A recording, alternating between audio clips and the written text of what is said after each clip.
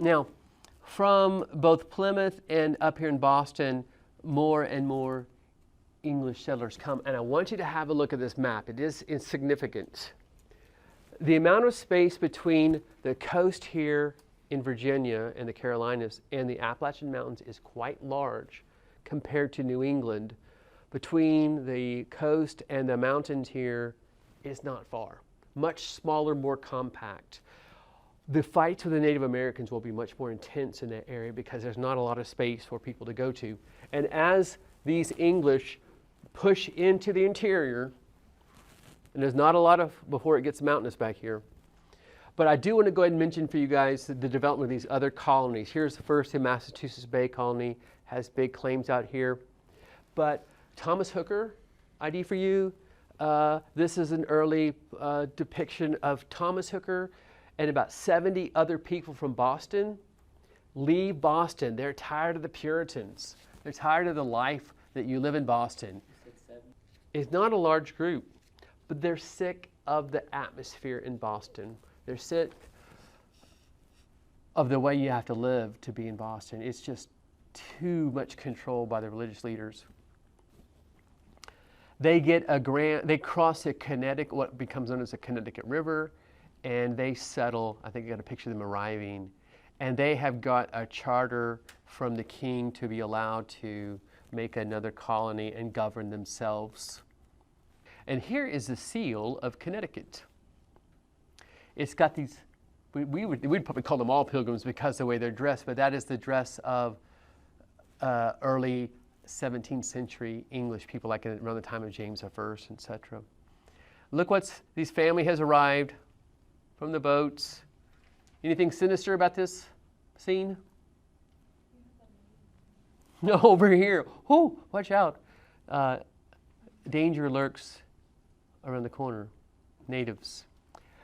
And I'd like to address the wars between the English in New England and the native tribes. There are lots of different native tribes.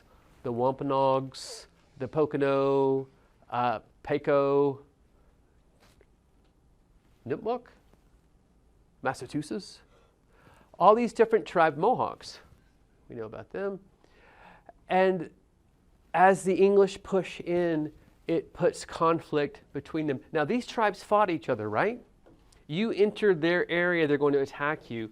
And so now this next picture so I'll just say this, in 1637 there's a very serious fight between English colonists and the Paco.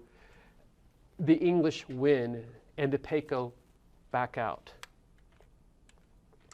This, I don't know when, I'm guessing maybe this was a drawing from, I don't know, maybe the 1820s to go along with some book.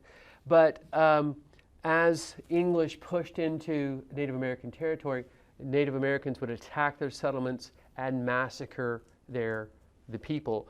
Massacres are a form of terror tactics to try to keep people from coming into your territory. The English retaliate on the native tribes, figuring out where they are. They do have some advantages. They do have armor. They do have firearms. They do have metal weapons. They do have techniques for fighting successfully. And they force, in 1637, the natives to pull back and the English move in. The English build settlements further into the interior. This is Brookfield. Nice little English-looking village. The natives have withdrawn. Now this is your ID, King Philip. The English settlers call him King Philip. He had some other name, right? Wasn't Philip. He is going to be the leader of the Wampanoags. He is a Wampanoag, but he enters into an alliance with other native tribes. And the thing is this, he's like, I know we've been fighting each other forever, but we're going to have to fight together against the English, or the English are going to kill us all and take all of us out. And you'll notice that he's now got something different than what his ancestors had, and that is access to weapons through trading furs and such. And they're realizing, I have enough pots and pans. I think I'll take one of those long things that shoot metal. He starts a war against the English in 1675. This is the burning of Brookfield, a large assault by native tribes to try to end the encroachment of English into their land. Of course, massacring non-combatants along with combatants. And the English rally, get together, and they march on the village of King Philip. They surround the village, they enter the village, and they kill every Wampanoag one they can. Both sides are committing atrocities on the non-combatants of the other side. And this is pretty much the story of the experience of the native tribes in North America vis-a-vis the European settlers who are coming in. But pay attention to how it's different than Latin and South America. The availability of gold in Latin and South America with the Mesoamericans leads to the sending of tens of thousands of men who are largely able to enslave the native population and take women as their domestic partners.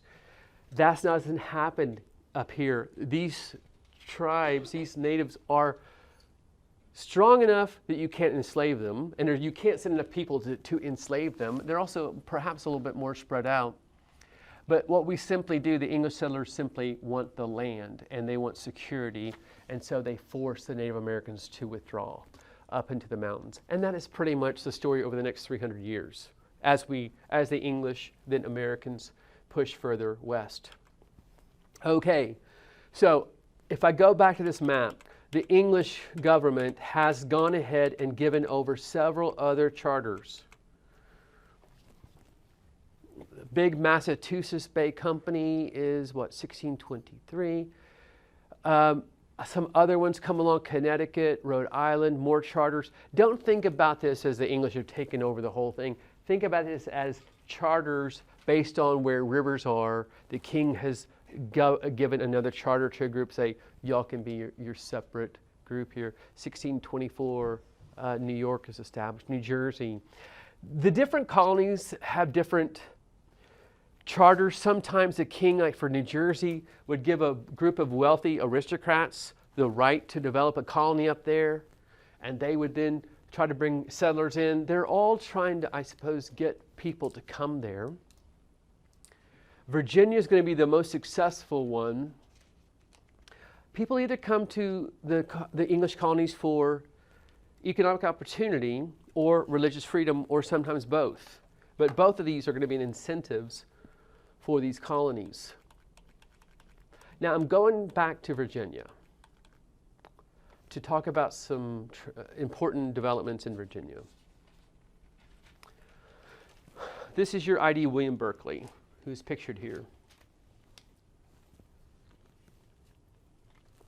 He's not the first Virginia governor, but he's the most important royal governor of Virginia in the 17th century. I believe it's King Charles who names him his governor, and Williamsburg really develops under him. The colony grows, I think, like up to 40,000 people during his lifetime. Can you think about 1607, where it's like 60 guys arrived? By the 1670s, so like 40,000. This is English, mostly Englishmen in Virginia. This area over here is the Tidewater. This, by the 1650s and 60s, most of the Native Americans have been driven out of this territory, and lots of large plantations owned by these wealthy Tidewater aristocrats. What happens is as the population grows, there is land hunger among the English colonists, and they have been moving out west. I think by about 1650 or 60, the line is up here to the Piedmont, and the Native Americans have withdrawn to the Allegheny Mountains. They're behind, there's various rivers that they've agreed to stay behind. So here we go with William Berkeley. We're leading towards something called Nathaniel Bacon's Rebellion, which is a pretty big moment in Virginia colonial history. William Berkeley governs in a coordination with the House of Burgesses, and they make policies on various things. Among the various policies that they make, he would have carried out the treaty negotiations with the native tribes, agreeing that they would stay at a certain place. So he's the executive who has the right to enter into these treaties. Once things are settled, William Berkeley takes advantage of his position of having a relationship with native leaders to develop a fur trading company. He kind of gets a monopoly on the fur trade because he's going to sit, he doesn't do it himself. You can't imagine he's going to go up there. He sends men who work for him up into Virginia, up into the remote areas to go on rendezvous, to meet up with native tribes, and he gets a nice income from himself doing this. What I want you to put down here is that he benefits from a stable relationship with the native tribes.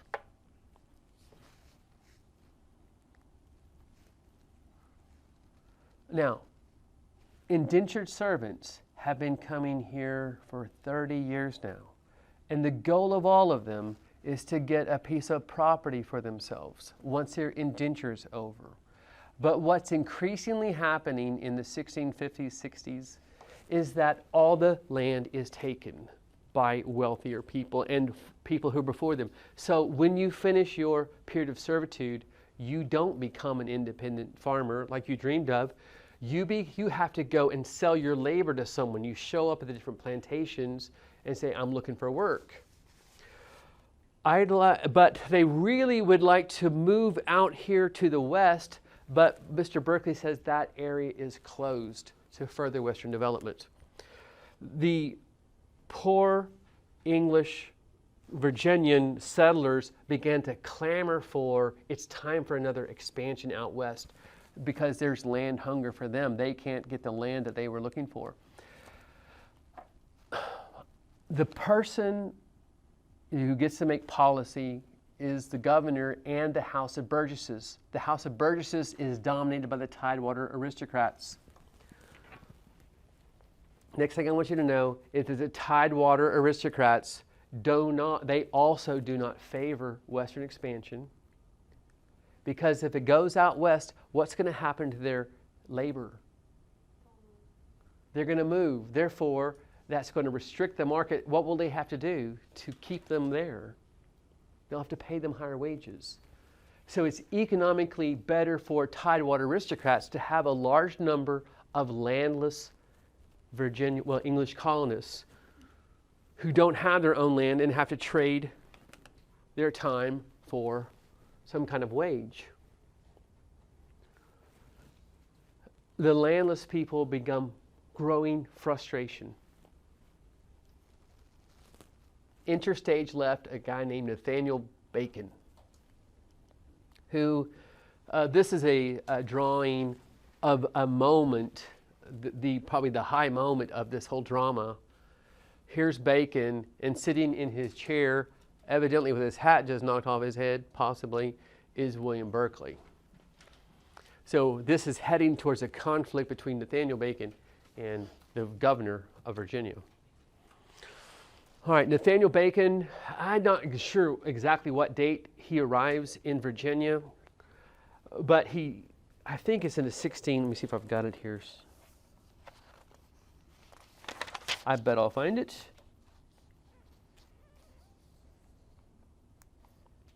It's going to be right around 1673, 1674. Nathaniel Bacon arrives in Virginia as a petty nobleman. He does have a title back in England. He's got the pedigree. However, he comes from a family that doesn't have much money.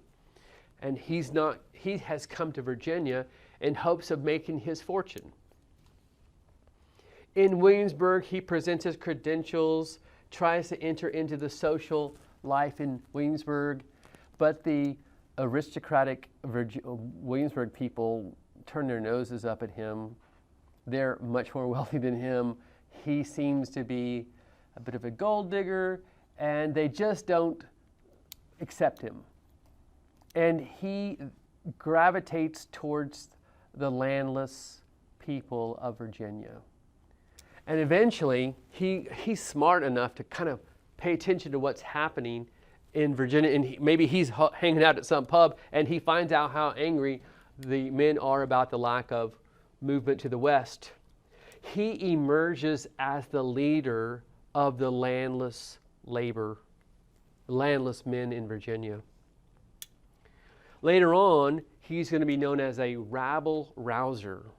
Have you heard that phrase, rabble? The rabble are the trash. Not a very nice thing to say about people, but a rabble rouser is the one who is going to whip up the anger of a group of disaffected or suffering people and unite them and have them attack propertied people. Like, we're going to go up to the castle and attack our evil lord. That's a rabble rouser. Once he emerges as a leader of this angry people, he begins to build an affinity with them. He says, I know these aristocrat types. They'll exploit you forever. They don't care about anything but themselves. They don't want what is best for you Englishmen because they benefit from their relationship with the natives. So what happens now is they decide to take matters in their own hands. The first stage of this is that Bacon thinks, let's go out to the frontier, near where the Native American tribes are. And then what they do is they cross over the rivers and they attack the native villages, trying to provoke a war, right? That's how they're going to take it on their own hands. We'll go provoke a war back in Williamsburg. They won't really know what happens. They attempt to provoke a war with the natives. They send back word to Williamsburg saying that we're under attack here on the frontier. The native chieftains send word to Williamsburg too, and they complain that Englishmen out on the frontier are attacking natives. Who's William Berkeley going to believe? The native chiefs who are telling him that there's English attacking them on the frontier, or William Berkeley and company are saying that we're on the frontier and natives are attacking us? Berkeley sides with the natives. And he tells Bacon and all other Englishmen out there to get away from that demarcation. Nathaniel Bacon exploits the situation to say, you're siding with natives over the interests of Englishmen, your own countrymen. He says the people in Williamsburg, the governor and the people in the House of Burgesses have lost their right, their mandate to rule us. They can't be our governors. They don't have our interests in mind.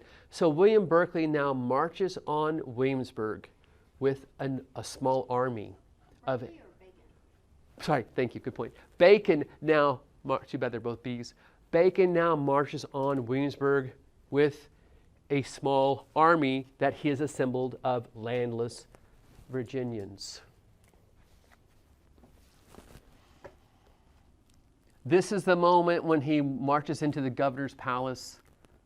I don't think clearly they didn't expect Nathaniel Bacon and an armed group to enter into Williamsburg. The native tribes are settled. They're pretty safe there. I don't think they have a big security arrangement there. Marches right in the governor's office with an armed band of followers, knocks off Mr. Berkeley's hat and said, "Sir, you're done here. You've lost your command. I'm now in charge of Williamsburg, and I'm going to rule. I'm going to make policy that's beneficial to my English brothers." I do not know what his plan was next. The aristocrats are going to call him a demagogue. Here's a couple of things that I want you to come away with from this intriguing history. A demagogue is what landed people call somebody like Berkeley. He has whipped up the passions of the people and telling them they're being exploited by the propertied people. There's one other phrase I want you to learn from this. It's still alive and well in America and other countries. It's called populism. I think I'm running out of words here. Populism. Am I getting close? Populism, we get this word here from Roman history. Sorry to keep going back in time.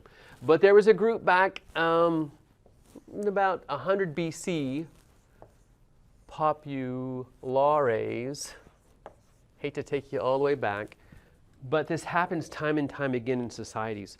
Back in the Roman period, the wealthy senators controlled the Roman Senate, and they kept making policies that favored the wealthy at the expense of the plebeians. And a group of senators disagreed with them, and they wanted policies that would be beneficial to the populace, just to the people. So, a populist or populism is this. I'm going to go ahead and get you to write down this definition for populism.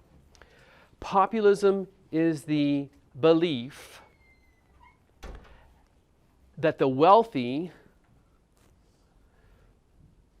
use their control over policy, or maybe their power, to make policies that favor the wealthy. Now, if we stop right there, you might just have envy, right? You might feel envy towards the wealthy, that they're making policies that favor the wealthy. But it's this last part, which to add to it, is at the expense of the average people. The wealthy make policies that favor the wealthy at the expense of the average people. Well, now you're going from envy to what? You're going from envy to anger. Because these guys are passing policies up in Washington that simply favor the wealthy at the expense of the average. That is populism. Now, Nathaniel Bacon is thought to have played what we call the populist card. He was talking to the people. He got leadership by saying, you guys are being exploited by these aristocrats who are always this way. They exploit you average people for their own gain, preventing you from getting what is yours. This word demagogue comes from the Greeks. The first time we kind of know this in Western history is when he would have become a tyrant, is what the property people would have said. The property people hate him. They call him a demagogue and wants to become a tyrant. But the people thought well of him, didn't they? I think he's Robin Hood. It's always difficult for people to try to judge the motivations of somebody like Nathaniel Bacon. Was Nathaniel Bacon acting because he wanted to help the people? Or was he whipping up the passions of the people because he wanted to exploit a situation where he could get a wealth for himself that he didn't otherwise have? It's very difficult to know the motivations of people who claim to be acting on behalf of the people. We don't know what Nathaniel Bacon's plan was. Surely they could expect the king to have sent in forces to overthrow. I'm guessing that he thought what would happen is Virginia would declare its independence from England, right? And try to set up as an independent community and, put cannons pointed out towards sea. We don't know what he would have done because he dies of dysentery within a few days of taking power, or weeks of taking power. Dysentery, his body can no longer process food. I'm sure all of his electrolytes plummeted, and he succumbs. So he becomes a governor? No, well, he plans to become the governor. It's short-lived. His coup against Berkeley is short-lived because he gets deadly ill with dysentery and dies. The aristocrats rally, and his followers are leaderless, and his rebellion is put down. And Berkeley comes back to the power, and everything's put back in order. But there's one more significance that comes out of this. And that's what I put on the test about Nathaniel Bacon's, the significance of Nathaniel Bacon's rebellion. The Tidewater aristocrats have got a problem on their hands. They need labor, right? But the problem is when this labor come to Virginia and work for 7 years, they're now free. and their number has grown, and there is an antagonism between poor Virginians and wealthy Virginians. But they need labor, but they have to let them go. What's the solution?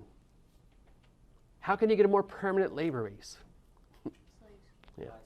It is after Nathaniel Bacon's rebellion that Virginia Tidewater aristocrats turn increasingly to African slavery. You buy them, they're expensive, but you get to keep them the rest of their lives. And they never become free. They don't have any rights the way that Englishmen do, or any aspirations.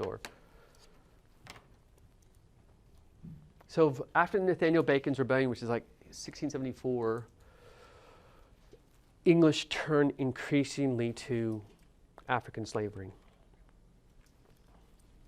They've already been practicing it, but they increasingly move towards it. Now, this is your ID slave codes. When we talk about codes, it's basically legislation establishing something in law. We might say building codes for a city are codes that people have to abide by. In this case, it's slave codes are the passages of law which establish the legality of slavery in the colonies. The slave codes are a collective thing we say for the different laws that the legislatures of the colonies are passing to establish slavery, the legality of slavery.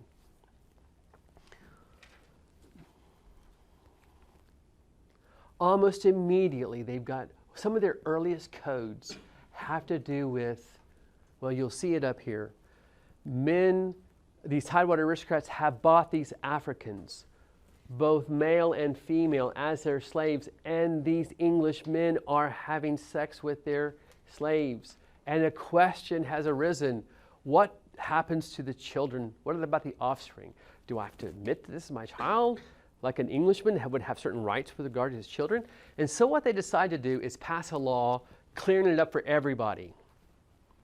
Whereas some doubts have arisen whether children got by any Englishman upon a Negro shall be slave or free, be it therefore enacted and declared by this present Grand Assembly that all children born in this country shall be held bond or free only according to the condition of the mother. That's the way they cleared it up. A mixed race child between an Englishman, well, any mixed race child, you're going to say, well, what's the condition of the mother? If the mother's a slave, the child's a slave. And they think that'll clear it up. But almost immediately, and by the way, this clears up for English men to have sex with their female slaves, if their wives don't catch them. And you don't have to worry about the offspring. In fact, they are slaves, and you own them. Up in Maryland, within 2 years, they've got a problem on their hands. Some English women want to marry African slaves, men. They actually, enough so that they've got to pass a law about it. And here's what the law says: whatsoever freeborn English woman shall intermarry with any slave shall serve the master of her husband during the life of her husband. She's basically committed herself to be a slave too. And that all issue, that is children, of such freeborn women so married shall be slaves, as their fathers were. Now the women themselves, when their husbands die, they go back, they revert to being free women, but any children they have with this enslaved man become slaves too. That would kind of be an obstacle to marrying a slave, wouldn't it? So these two things are having to get worked out pretty soon. Well, you know, they didn't practice slavery back in England. And when English began to get involved in the slave trade and move slaves from Africa to they began to think, is this the right thing to do? And they said, well, they're heathens, they're not Christians, they're captives of warfare, and we don't have to feel a moral compunction about being involved in this. So here's a theory that's been advancing among the English is they're not Christians. We don't have to worry about it. But here's the problem. Now that we've got slaves living among you, and some of them want to become Christians, what happens then? If your slave becomes a Christian, do you have to free them? Can you hold a Christian in slavery? So the law gets passed, whereas some doubts have arisen whether children that are slaves by birth should by virtue of their baptism be made free. It is enacted that baptism does not alter the condition to the person as to his bondage, free or slave. Masters, right, so it doesn't matter now. Your slave, if he becomes a Christian, that does not end their slavery. You don't have to free them. This is kind of the silver lining. Masters freed from this doubt may now more carefully encourage Christianity by permitting slaves to be admitted to the sacrament of baptism. So these laws together are moving us somewhere. And here's what I want you to write down. What happens in America is we get a perpetual slavery system that's based on, well, heredity. It's unending. It's perpetual. The children of slaves are slaves. The children, really, they've got it worked out that any child that a father is a slave or a mother is a slave is going to be a slave in this society. Now, the last thing I want you to know is they develop what's called chattel slavery.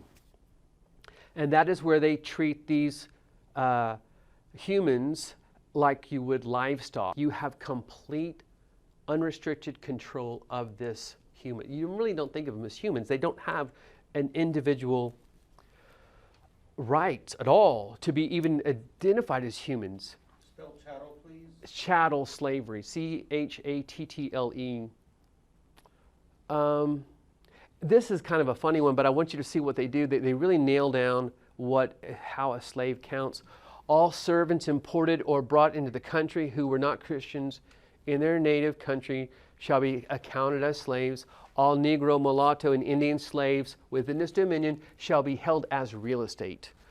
By saying that they're real estate, that automatically makes them fall under all real estate law that already exists on the books. They can be rented. They can be held in trust. They can be put up as collateral. They can be willed. They fall within a category of an asset that's understood in English law.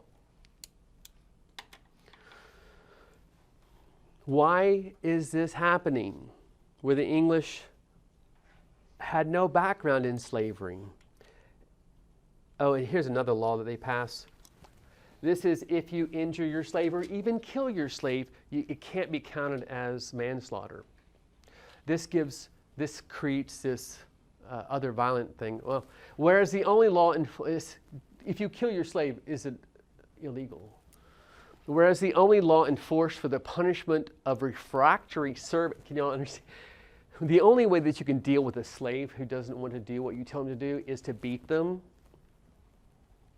for resisting their master, mistress, or overseer.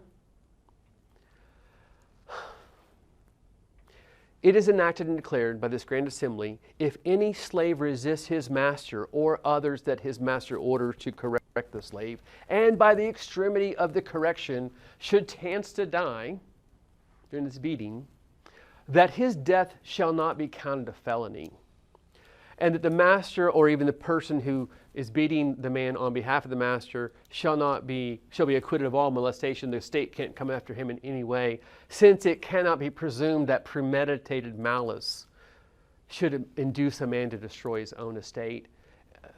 They've actually kind of worked out the legal thinking here. You can't, it's not a crime to kill your horse, is it? Or your donkey, but you're just sick of that donkey and you just shoot it in the head, you're done with that donkey.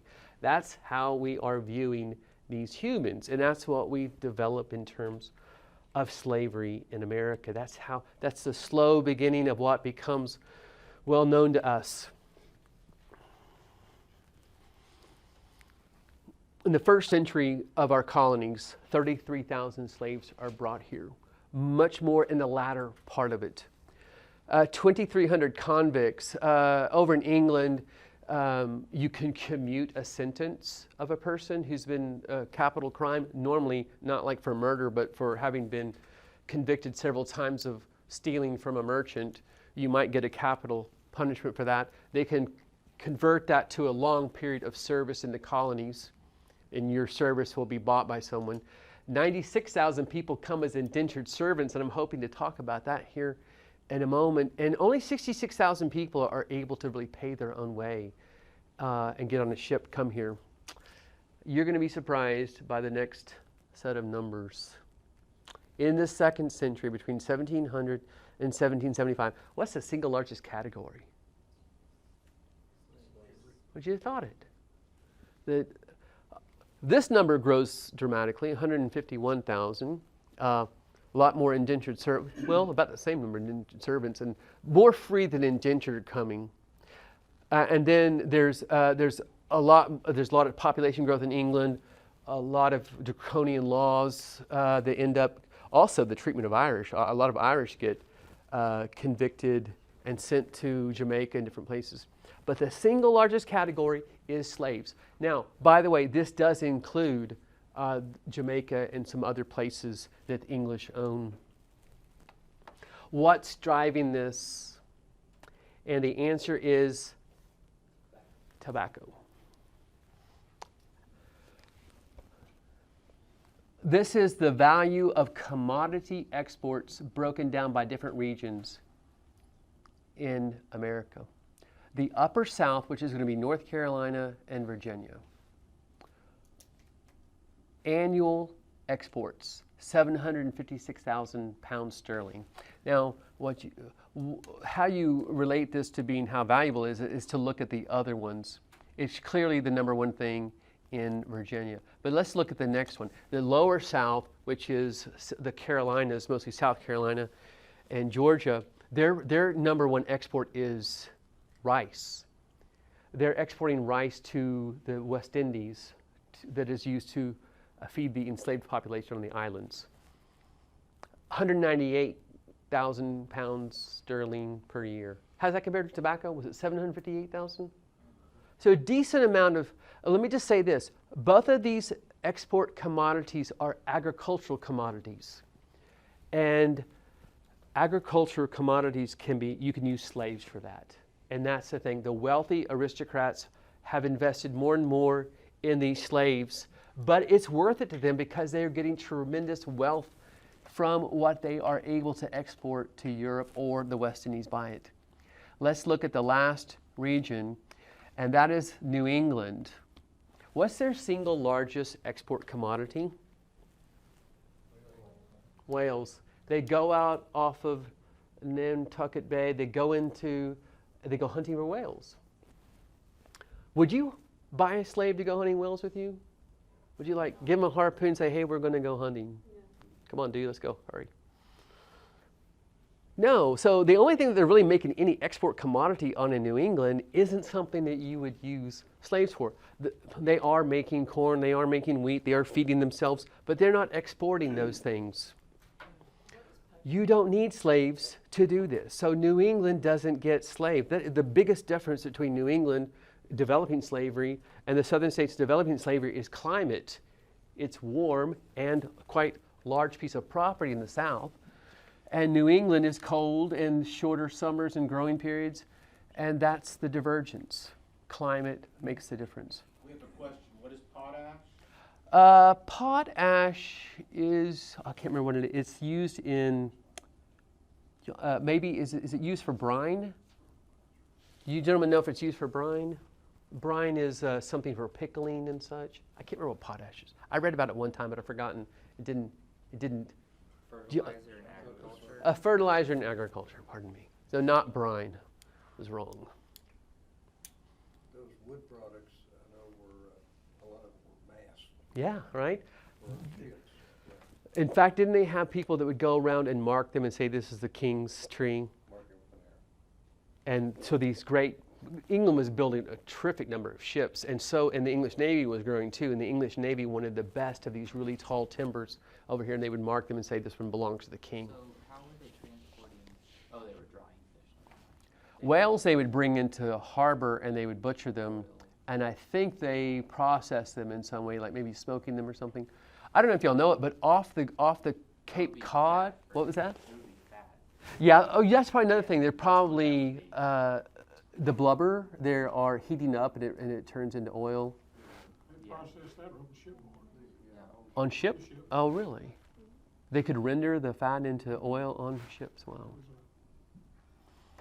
Fish. Well, I'm surprised that's That would so have to be low dry. there. Well, you can't ship a fish. They didn't have ice back then. Yeah. They weren't producing ice, so they would have to dry it out. Most of that stuff would spoil by the time it got. Okay. So you couldn't really. Off of off of Cape Cod is some of the best fisheries in the world.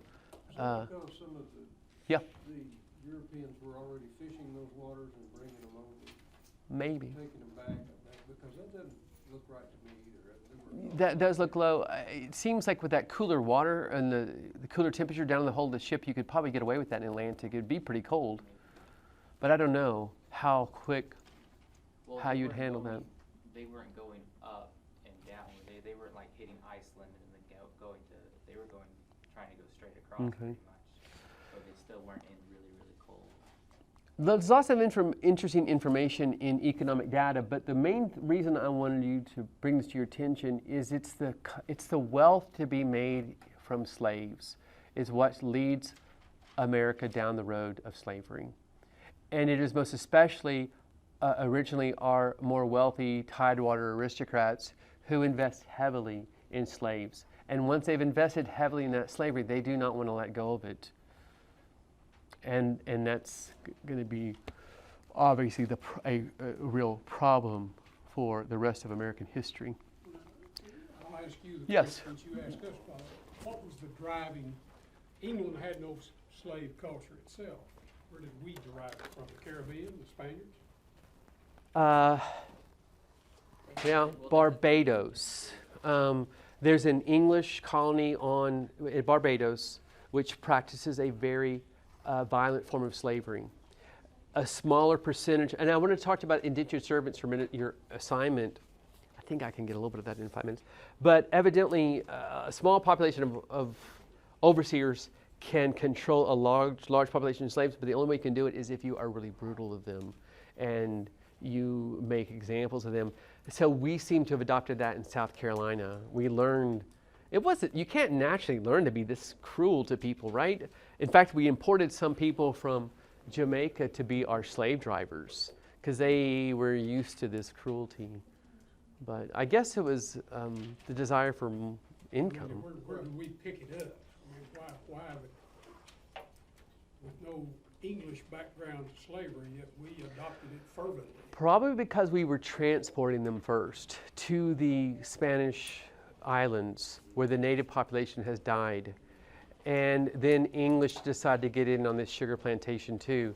They take an island and they start practicing it. Canary Islands. Well, that was the Portuguese. So I'm sure we've been transporting slaves to the Caribbean for a good 50 years, and so eventually, they show up in Williamsburg and start selling them. Other traders too. Would y'all indenture yourself and your families?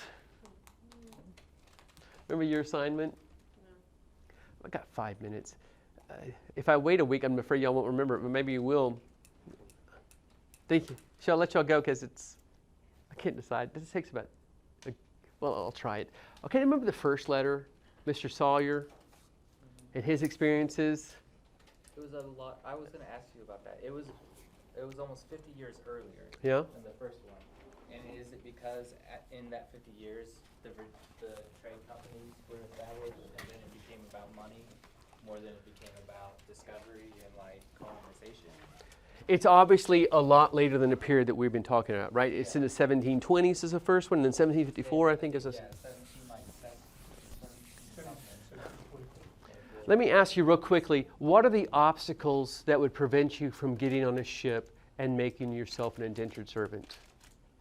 What are the fears that you might have of doing this? You'd be breaking up a family. What happened? Your families might be broken up? It was said that a lot of them were they would never see each other again. Children and Okay, let me put it away. Sawyer's letter, I'm going to submit to you, overcomes a lot of obstacles that you might fear. Might you fear the crossing? It would be a scary I don't even like to fly that much, right? He's gonna like bake cookies on the deck. I'm like, yeah, we can do that. All right, so almost everything that you might be worried about. What about Native Americans? You might be worried about going to the New World. They're good. They're all nice, right? What about the chance to get land? Yeah, they were giving them away. How do they treat them when the ship comes in? What are the people of Philadelphia like? Money and Bread. It's like landing on, what is that show about something island, Fantasy Island? And all the people come, or you've come to, Wizard of Oz, all the Lilliputian, no, I can't remember who it comes out. They're all so nice. Or like arriving on a yacht, on a, Jamaica today on a ship. Everybody's so happy to see you. Sounds wonderful. Food, neighbors are giving you food. Clothing, shoot a deer today and wear them tomorrow. This is the land of milk and honey. Would you get on a ship and do that? If you'd read that letter when you were 14 years old in some German town, I'd say, yeah, man, when I meet the woman I'm going to marry, or my friends, I'm like, man, when I'm old enough, I'm going to America. This dream has been implanted in your heart. Was that an accurate letter based on what the other letter says? I would submit to you that it's propaganda. That it's to get people over in Germany to sign up as indentured servants because there's a demand for these people over here. But you got to get them. It's almost like a land promoter. Today or later on, there's a sucker born every minute, and some people are unscrupulous, right? We'll have to return to this next time because I'm simply out of time. I've got to let you go. It's been 3 hours. But we'll talk about what were the experiences of the indentured servants next week.